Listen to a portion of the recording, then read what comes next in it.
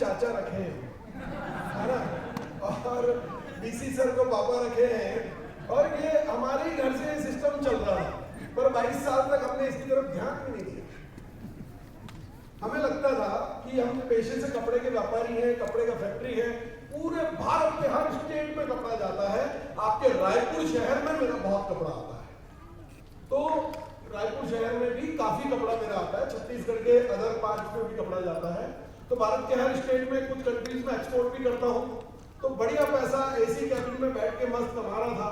तो लगता था यार फिर ये टाई कोट पैंट पहन के पूरे भारत में घूम घूम के मुझे क्या जरूरत है ये काम करने की, मैं पैसा कमा रहा।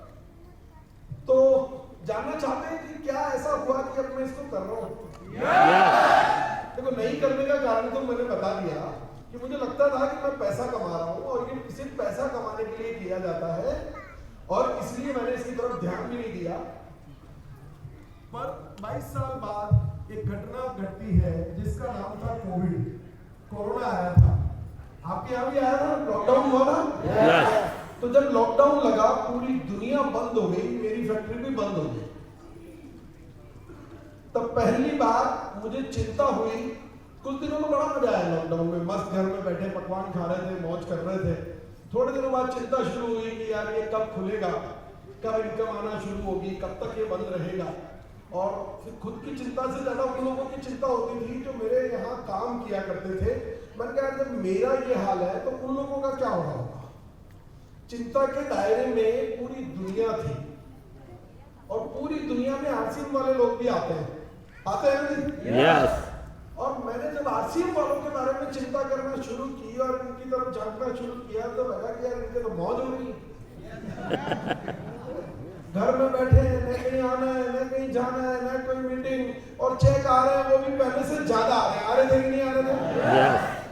अभी भी मैं कई आरसीएम वालों से बात जब चर्चा चलती है ना, तो पुराने लीडर्स हमें कहते हैं सर कोरोना नहीं आना चाहिए पर लॉकडाउन लग जाना चाहिए। घर में बैठे बैठे माल आता है ना जी। तो तब जीवन में पहली बार ऐसा लगा कि सिस्टम में कोई बहुत बड़ी पावर है जिसको नहीं समझने की गलती मैंने कर दी। तब पहली बार जीवन में समझना शुरू किया। और साथियों मैं आपको बता दूं कि मैं पहले से कुछ बहुत अच्छा कर रहा था, करोड़ों का टर्नओवर है, कुछ एक्सपोर्ट का बिजनेस है। तो मुझे लगता था कि यार क्या उससे बेहतर मुझे आरसीएम दे सकता है क्या। तो ऐसा नहीं है कि एक ही दिन में मैंने आरसीएम करना शुरू कर दिया, कि मेरे ही परिवार से शुरू हुआ। और इसके रचयिता आदरणीय डीसी सर मेरे चाचा हैं, और पूरे भारतवर्ष में हर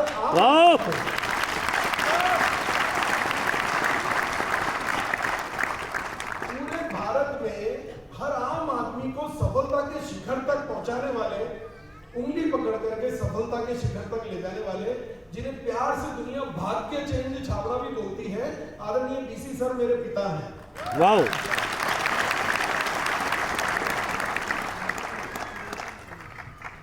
पर फिर भी मैंने 3 साल सोचने में लगाया कि मुझे ये करना चाहिए कि नहीं करना चाहिए।